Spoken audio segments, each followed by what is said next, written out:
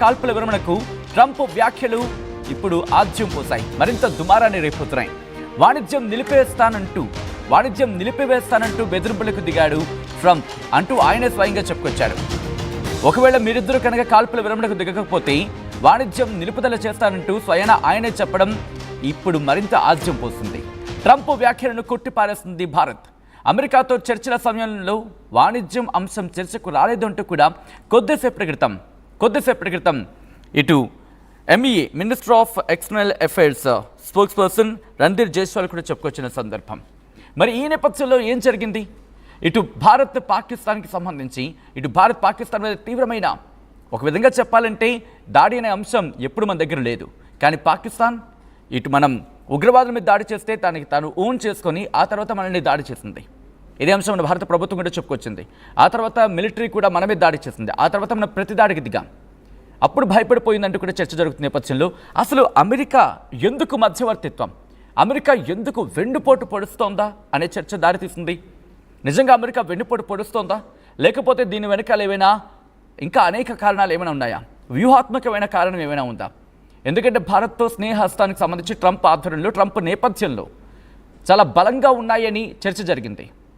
భారత్ అలాగే అమెరికాకి మధ్య ఇన్ఫ్యాక్ట్ ఆ స్నేహబంధం మరింత బలపడిందంటూ చర్చ జరుగుతున్న నేపథ్యంలో ట్రంప్ చేసిన వ్యాఖ్యలను ఎలా చూడాలి? నిజంగా ట్రంప్ వెన్నుపోటు పొడుస్తున్నాడా?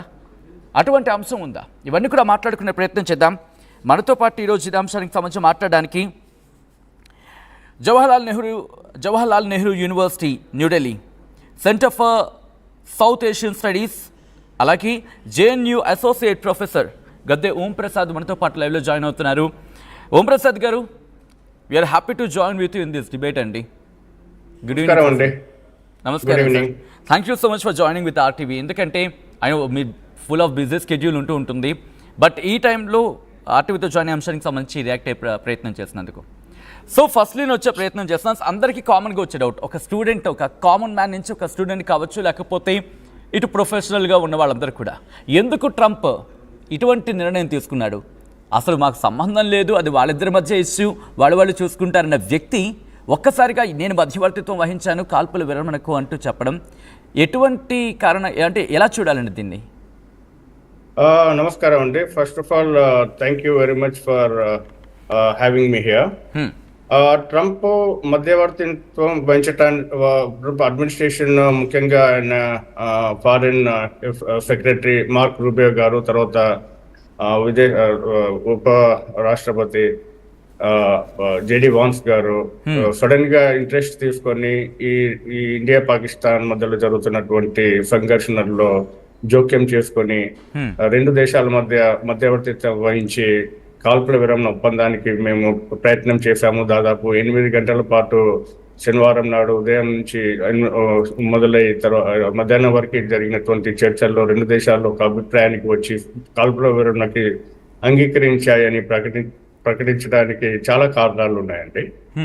ముఖ్యంగా అమెరికాకి సంబంధించినంత వరకు ఇది శనివారం ఉదయం, అంటే భారత కాలమానం ప్రకారం దాదాపు 5:30 గంటల ప్రాంతంలో పాకిస్తాన్ మొదటిసారిగా హతాఫ్ క్షిపణులు, 2 క్షిపణులు ఇండియా పైన ప్రయోగించింది. ఒకటి ఢిల్లీకి గురిపెట్టి, తర్వాత ఇంకొకటి గుజరాత్ సంబంధించినటువంటి ఏరియాస్ ని గురిపెట్టి, పోర్ట్స్ ని గురిపెట్టేసి 2 హతాఫ్ క్షిపణులను ప్రయోగించింది. వాటిని సక్సెస్ఫుల్ గా ఇండియా కూల్చివేసింది. తర్వాత ఇండియా కూడా పాకిస్తాన్ కి సంబంధించినటువంటి దాదాపు 11 ఎయిర్ బేసెస్ పైన అటాక్ చేసింది. అంటే ఒక రకంగా చూస్తే శనివారం నాడు చాలా విస్తృతమయ్యే అవకాశం మనకి ఉదయం కనిపించింది.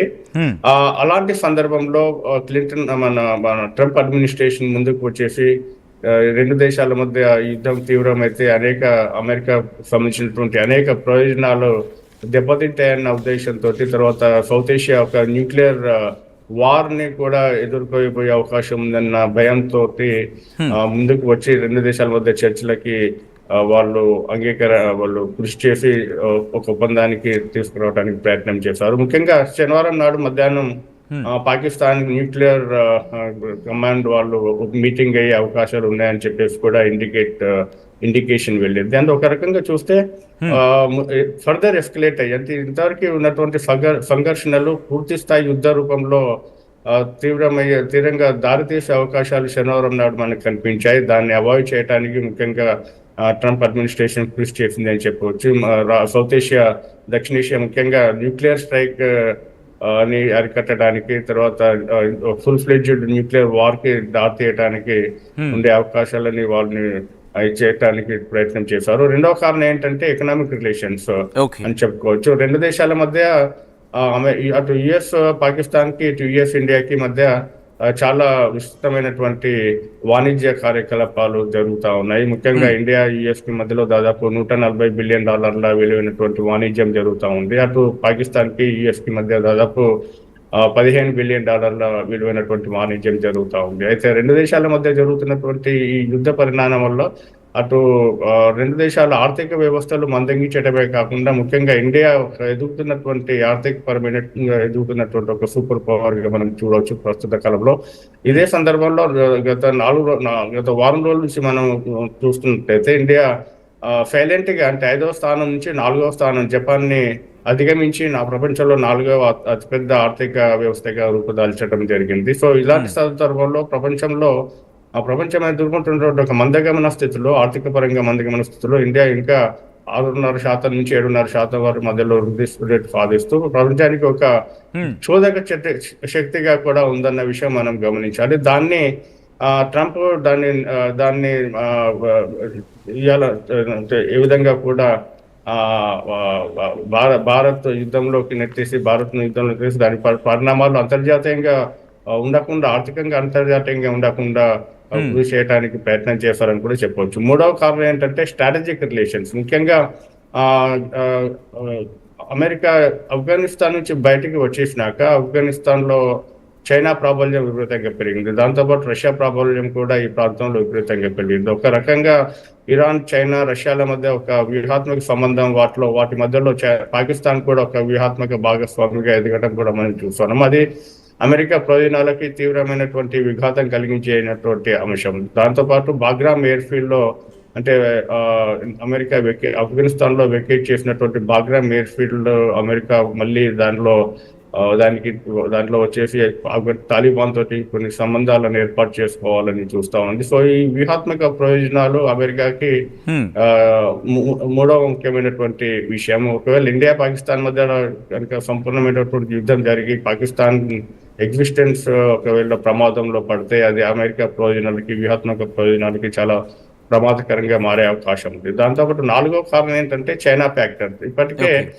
పాకిస్తాన్ కి సంపూర్ణమైనటువంటి మద్దతులను ఇస్తామని చెప్పేసి అంటే బయటకి చెప్పకుండా కూడా వ్యూహాత్మకంగా పాకిస్తాన్ వాడినటువంటి అనేకపరమైనటువంటి ఆయుధాలు కూడా చైనా నుంచి వచ్చిన విషయం మనం చూడొచ్చు. సో చైనా ఒకవేళ పాకిస్తాన్ లో మరింత ఈ వ్యూహాత్మక సంబంధాలను ఏర్పాటు చేసుకొని మరింత ముందుకు వెళ్తే, ఒకవేళ వాళ్ళ సంబంధాలు మరింత థిక్గా అయితే కనుక అది అమెరికా ప్రయోజనాలకు విఘాతం కలిగించే అవకాశం ఉందన్న విషయాన్ని కూడా ట్రంప్ అడ్మినిస్ట్రేషన్ గమనించి, సో ఈ 4 కారణాల వల్ల ముఖ్యంగా అమెరికా ఈ ఇండియా పాకిస్తాన్ సంఘర్షణలో తలదూర్చి రెండు దేశాల మధ్య ఒక సయోధ్యకి ప్రయత్నం చేసిందని చెప్పేసి కూడా మనం అనుకోవచ్చు.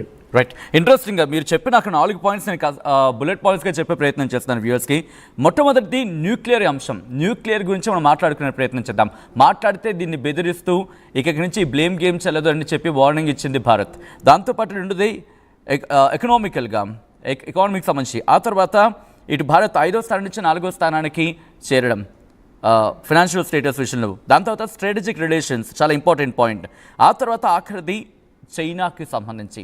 ఈ అన్ని అంశాలని పాయింట్ టు పాయింట్ డీటెయిల్గా మాట్లాడుకునే ప్రయత్నం చేద్దాం. చాలా ఇంట్రెస్టింగ్గా ఉండబోతుంది. ఎందుకంటే ఇటు ట్రంప్ వేసిన అడుగు భారత్కు ఎటువంటి ఇబ్బందులు పెట్టే అవకాశం ఉంది, లేకపోతే కలిసి వచ్చే అవకాశం ఉందా, 2 కోణాలు కూడా మాట్లాడుకునే ప్రయత్నం చేద్దాం కాయిన్కి. ముందుగా ఓంప్రసాద్ గారు, ఇంట్రెస్టింగ్ పాయింట్ న్యూక్లియర్ గురించి మనం మాట్లాడుకున్నాం. ఇప్పటికీ గతంలో చాలా చర్చ జరుగుతుంది ఉదయం నుంచి కూడా. సో ఆ పాయింట్ నేను లాస్ట్లో మాట్లాడుకునే ప్రయత్నం చేద్దాం. సో ఇక్కడే ప్రధానంగా వినిపించే మాట చైనాకు సంబంధించి, చైనా ఆయుధాల గురించి కూడా మాట్లాడుకున్నాం. కాబట్టి మీరు అన్నట్టు స్ట్రాటజిక్ రిలేషన్స్ గురించి వచ్చే ప్రయత్నం చేస్తున్నాను. ఇక్కడ పాకిస్తాన్ అదొక హుక్ పాయింట్ లాగా కనిపిస్తోంది అమెరికాకు అనేది. ఎందుకంటే మీరు అన్నట్టుగా ఇరాన్కి సంబంధించి పడట్లేదు, అట్ ద సేమ్ టైం ఆఫ్ఘనిస్తాన్కి దగ్గరయ్యే ప్రయత్నం చేస్తోంది. పాకిస్తాన్ మాత్రమే హుక్ పాయింట్గా కనిపిస్తోంది, ఎందుకంటే చైనాకు సంబంధించి పడట్లేదు. అట్ ద సేమ్ టైం మనం కావచ్చు, మిగిలిన దేశాలు కావచ్చు, కాస్త ఏషియాలో కాస్త పట్టులేని ప్రాంతంగానే కనిపిస్తోంది. ఇటువంటి నేపథ్యంలో పాకిస్తాన్ కూడా అమెరికా పట్టించుకోలేదు కొన్ని రోజులు. ఇన్ఫ్యాక్ట్ నో ఎంట్రీ బోర్డు కూడా పెట్టేసింది. అటువంటి పాకిస్తాన్ని ఇప్పుడే ఎందుకు చేరదీస్తోంది? గత కొద్ది రోజుల క్రితం చూసినా కూడా ఎక్కడో కూడా వాళ్ళు తెలుసుకుంటారని చెప్పుకొచ్చారు, లేకపోతే this is none of our business అంటూ చెప్పుకొచ్చారు. కానీ ఉన్నట్టు